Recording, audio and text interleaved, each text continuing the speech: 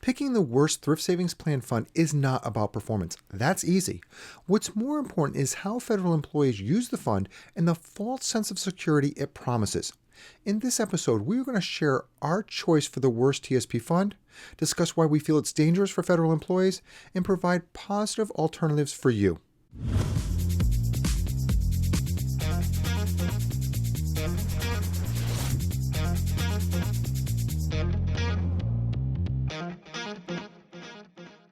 Welcome. I'm Ed Smith, president of Valor Wealth Partners, where we're dedicated to educating federal employees on your complex and often underutilized benefits. In this episode, we want to discuss our choice for the worst TSP fund.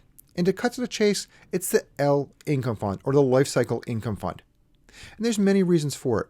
And we want to get into that. But first, let's look at some of the performance of this, and we'll share how it performed over the last 15 years. And you're going to see some positive things here, so you might be a little bit confused of why we're so negative on this fund. And we'll get to that when we specifically go to the tsp.gov website and we show you some of the dangers here. So let's start looking at the performance. We used these charts and graphs in the last video we had on the G Fund. So take a look at that. There were some really good insights of last year's performance of the different funds. But when we're looking at this report or this chart, we're seeing that the L Income Fund is sort of like that flume ride we discussed. And it's not too volatile like a roller coaster, but it's also not a merry-go-round that's not giving you that much performance. It's lower level like the F Fund, so it's not too volatile, but it is giving you a better performance than the G Fund. So now let's go back and look at the actual winners or losers per year and add in that L Income Fund to see how it stacked up. When we see this, we see that the L Income Fund was the best performing in one year, 2015, or it actually tied for that year, and it had no years that it was the worst performing. So this is actually pretty good. But when we look at the funds in a little bit different way, we can see that it still doesn't have that great rate of return. All right, but this isn't about performance. This is how people use the fund. So let's take a look at the tsp.gov website and see actually what we're talking about here.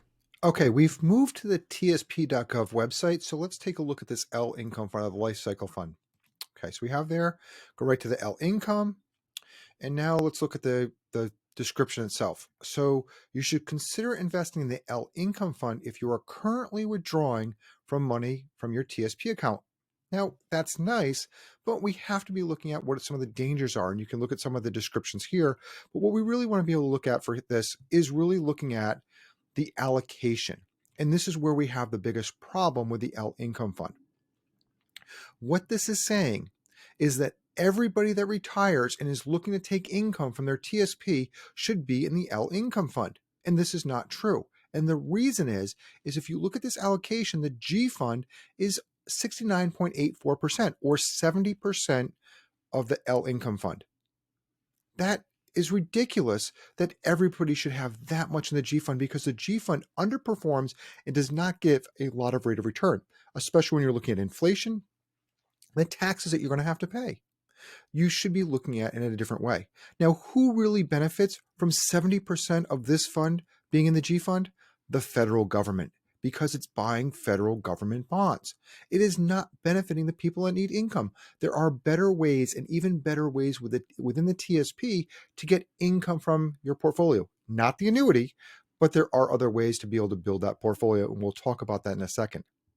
When you're looking at this, you really need to be looking at what you need and how you're going to be able to get your goals in the long term.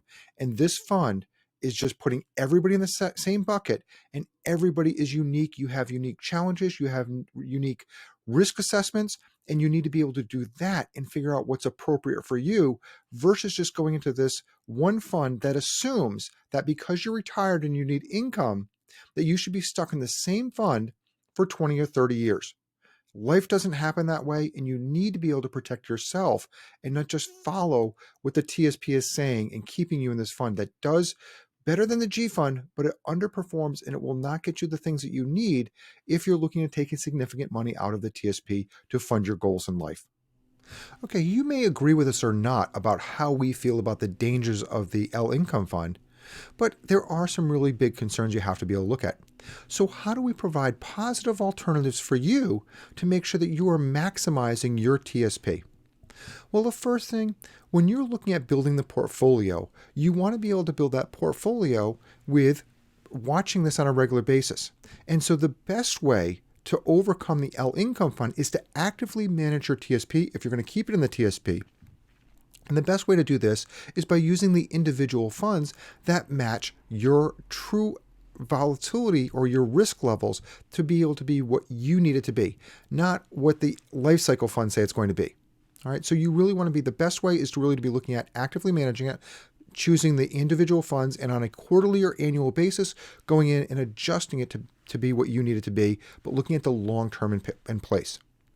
The other way is to look at the other life cycle funds, and maybe you pick a different life cycle fund that's based off of your risk allocation, but just knowing that over time it will change and get more conservative and go back to that L income fund if it has enough time.